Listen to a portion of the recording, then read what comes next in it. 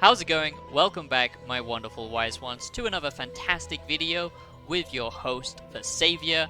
And I'm just so excited because Silent Hill is just such a transformative gaming experience, you know, both story-wise, gameplay-wise, philosophically as well. It's one of those games that actually make you reflect on your own life, question, you know, your own trauma, and you know, how to deal with it.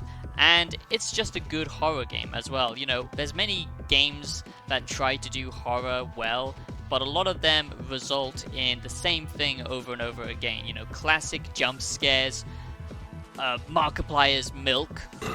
Hello everybody, I'm Markiplier. Okay, so the first night is never usually that bad in any of the games, so I'll play through.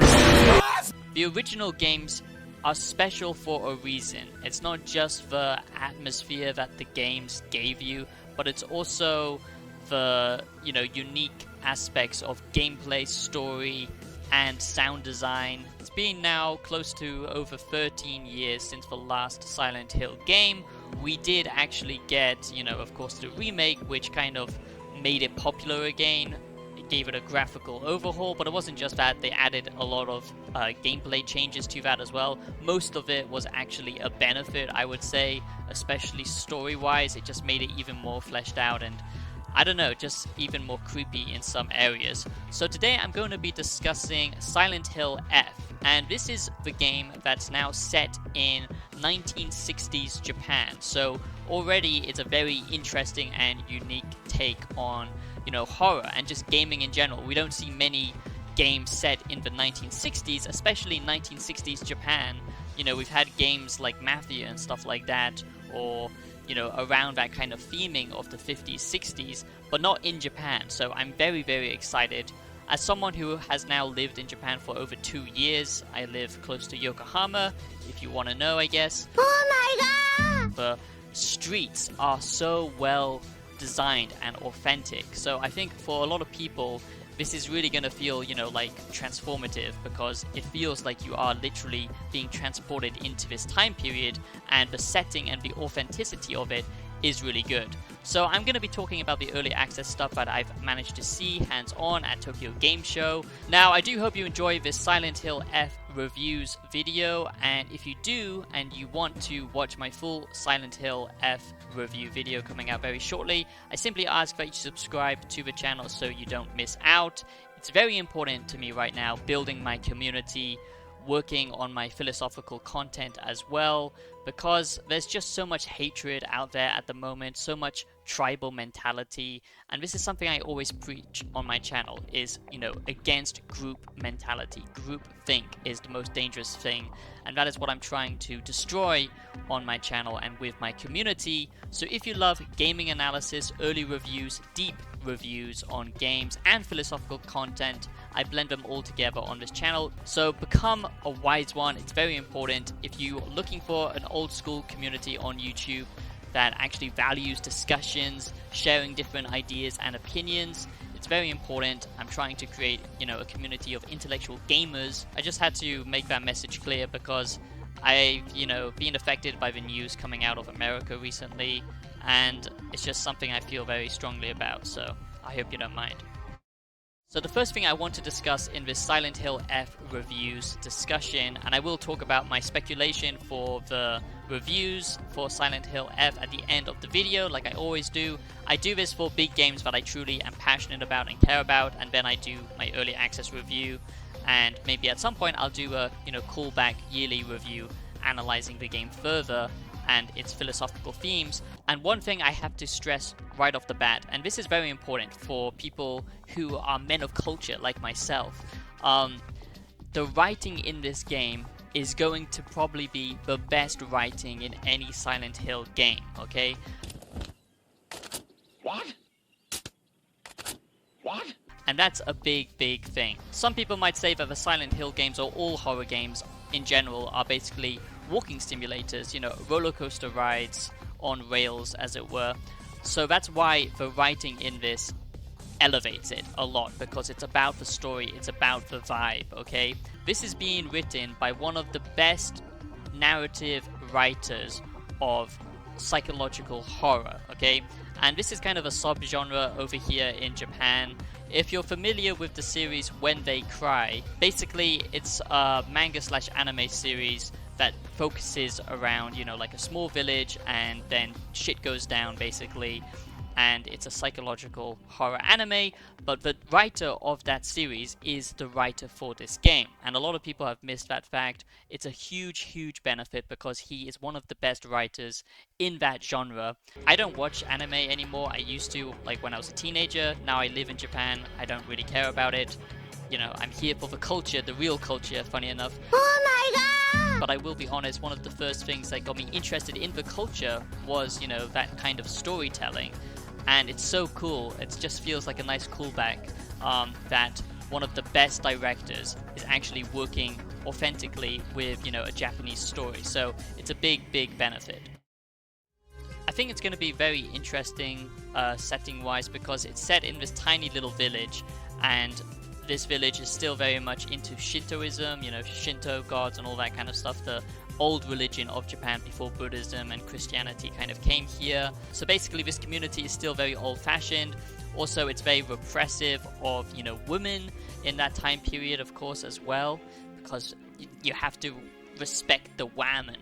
The enemy designs in this are actually unique and different compared to other Silent Hill games. You know, they're all well designed, but this just takes it and it adds that flavor of, you know, having demons and kami and oni and all that kind of stuff, which makes it very exciting to explore. So I just really love the narrative and the theming of this game, and I just thought that I would highlight that. So now I'm going to discuss some of the gameplay elements in this Silent Hill F review discussion. I'm sure, you know, this is all going to get touched on when I do release my full Silent Hill F review, you know, based on all the early access stuff. But this is an overview of the game. I truly hope Silent Hill F does do well, and it does get good reviews from the, you know, established media, but who knows, because modern day gaming, you know, it's only targeting a certain trend, a certain ideology, which isn't always, you know, necessarily promoting the most creative and unique games. But honestly, this is one of them that we truly need to up the AAA industry, because a lot of people working in AAA games now are just kind of insane, to be honest, and that's why we get a lot of games that feel stale or feel like they're being made by mega corporations just trying to check off boxes. This is creative and unique in the best possible sense from a story perspective and what it does for the horror gaming genre as well. So there are a few things here that I don't like, which I'll talk more about in my Silent Hill F review, but that's things like adding kind of some RPG elements like the charms and stuff like that, which I don't think is really needed. The combat, a lot of people are trying to compare it to a Souls-like. It's nothing like a Souls-like, but the bosses, you do actually have to memorize their attack patterns, which is nice because it just means it's skill-based combat, which is my favorite type of combat. And there is, you know, higher difficulties to play on. It's not going to be an easy game. You're playing as a little Japanese teenager, so of course you can't take on all of these enemies. There's also no guns in this, which is nice because it fits the theme of Japan. So you'll be picking up things like, you know, pipes or like a baseball bat or knives or a little hatchet. Or you might use something like this, and this is a classic Japanese knife. It's called a nata. And basically you use it for cutting wood, chopping down little trees, or just So I really like what they're doing gameplay wise. It's also going for that kind of Last of Us clunky, heavy, weighty melee combat with a little bit of that Breath of the Wild system where your weapons actually degrade over time and you constantly need to be on the lookout for new weapons.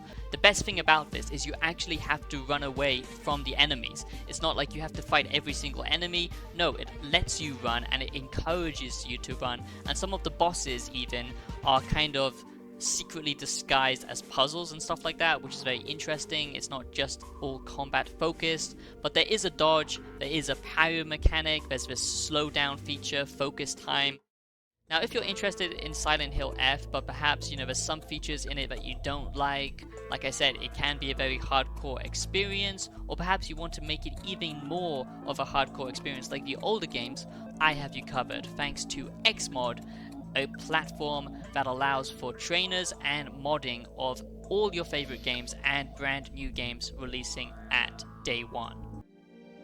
Xmod is a platform that unlocks thousands of free cheats, mods, and trainers for your favorite single-player PC games. Now, I've always felt that games are like a canvas, and mods are the paintbrush. They basically allow you to create your own unique experience, and that's why I love modding so much. Now, the main features of Xmod is it supports over 5,000 PC games, from massive AAA games to smaller indie titles. It works well with popular games like The Witcher 3, Red Dead Redemption 2, Cyberpunk 2077, or Skyrim or Fallout, you name it, it has you covered. With regular updates, it stays compatible with brand new games releasing day one. So, if you're like me and you've been addicted to Borderlands 4 for the last few days, well, perhaps you're looking for some trainers, some mods to up your game, and basically tweak it, because let's be honest, Borderlands 4 does need some tweaking. Why not change the difficulty to one-shot kills? One-shot kills. Well, thanks to Xmod, now you can, because Borderlands 4 is now available. You can select from a list of trainers like infinite health, infinite shield, or as I demonstrated, one-hit kills. But don't be sad, little Jimmy, the fun doesn't stop there, because it doesn't just cover trainers, but also mods. So you can get things like frame generation to boost that FPS, or perhaps you want better weapons, difficulty tweaks. You can find tons of different mods for all of your favorite games on Xmod. Now, one of the best features on the Xmod app, I would say, is it just simply finds the games you have installed. So, mostly I play Fallout, and this is the game I mod the most. So at times, I just need quick access to toggle on these, helpful little mods, and they give me a big boost, because sometimes Fallout can be a bit grindy. But not anymore, because now you can change things like unlimited bottle caps, which allows you to get higher gear. You can get unlimited weight, which is a huge factor if you're playing on a modded hardcore playthrough. I also find it super useful for creating content as well. If you are a content creator, you can turn things off like no radioactivity. This allows you to, stay in, radioactive zones, get the shots that you want, or just for gameplay reasons. So what are you waiting for? Get modding today by using Xmod. Link below in the description. Make sure you go check it out and enjoy the games at their full potential with Xmod. So keep an eye out on Xmod for the release of Silent Hill F. All you need to do is press notify me when launched, and you can get access to the trainers for this game and the mods to make it an even better horror experience. So there's lots of different things here that make it feel fresh. So it's kind of a hybrid of, skill-based combat, watching the enemy's attack pattern, and then of course you have to manage your sanity meter. So this is like if you get scared by a big enemy or you take damage or something like that, eventually this will impact your stamina. So the main thing I wanted to highlight in this Silent Hill F reviews discussion video and this Silent Hill F kind of overview of the gameplay and all that stuff, this is what I just want to stress, okay? Silent Hill F gameplay is actually running smoothly for the most part, at least from all of the early access stuff that we've seen. It's actually being used well, and this is a huge difference compared to something like Borderlands 4, okay?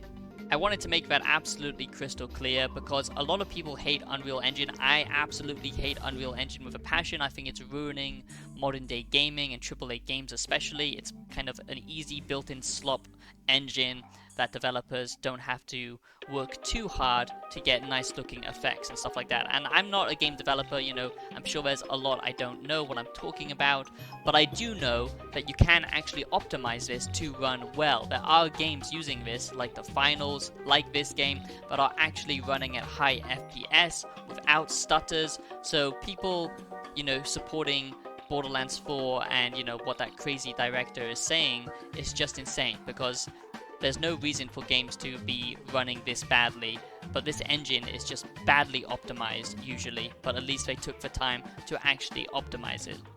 Now, there's a lot of other stuff I want to go over, but I'll save that for my Silent Hill F review. But honestly, this is shaping up to be truly something special. And even though Silent Hill 2 does deal with a lot of psychoanalysis and stuff I like, this, if they pull off the writing, the atmosphere, which it seems like they have from everything I've seen, this could truly be something special and probably the best, most unique Silent Hill game. So I am predicting that this will get at least 90% on Metacritic and 8 out of 10s to 9 out of 10s. But I can also see it going either way, because there's going to be grifters on either side. Some saying that, you know, it's trying to be too traditional for modern day audiences, and then you might get some people who say that it's become woke simply because it has a woman protagonist in it. I mean, you literally don't know anymore, because brain rot has literally infested our culture, the Western culture, and divided us. And yeah, I'm really not happy about it, especially when it comes to entertainment and media, because it limits the creative expressions that we can have. So honestly, if people see it for what it is, I think that this could be a truly great game, and I don't see why it would get any backlash like Borderlands 4. If the performance is good, which it does look like it is, and it's actually optimized, people can actually focus on talking about the game itself instead of, you know, some kind of drama about Silent Hill F, which is always a problem with modern day gaming. But this one truly looks like it's going to deliver, and it's worth the money, honestly. At least for me, you know, that's my own biased opinion. But from everything that I've shown off or talked about, I hope you can see that, you know, objectively, this looks like it's very polished and very interesting for what it's actually doing gameplay-wise, narrative-wise, and gameplay-wise for the most part as well, even though some people might not be a big fan of the combat, because it is a little bit more of that traditional lock-on system compared to something like, you know, just whacking blindly in Silent Hill, the remake, for example. And there is, of course, management of stamina, health, and then your sanity meter, so there are things to look out for, but that adds to the survival horror. And personally, I like the fact that there are no guns this time around, and I do think that the writing and the ambience, because of the writer I mentioned working on this, that's truly going to elevate it to make it feel super, not tense exactly, not in the traditional horror sense, but more so uneasy. That's what his writing captures so well. Characters just feeling out of place, and that fits so well with the Silent Hill themes. Analyzing yourself, questioning your own trauma and self-actualization, almost the kind of Nietzsche's philosophy of, you know, destroying one's past self to pursue the Ubermensch, to pursue self-actualization and get rid of slave morality. I think I'll talk about that more in the full review. But anyway, thank you so much for watching, my wise ones. And if you're new, like I said, do subscribe, like the video, that really does help a lot. And I want to shout out my members like Steve Meister and Pong for supporting me for quite a long time. And I have completely redone the whole membership option on my channel, so now you can get like tons of live streams, tons of videos. You'll get shout outs as well in the videos, so please do consider joining as a member. So thank you so much for watching, and I'll be seeing you in the next video. Have a great day. Peace out.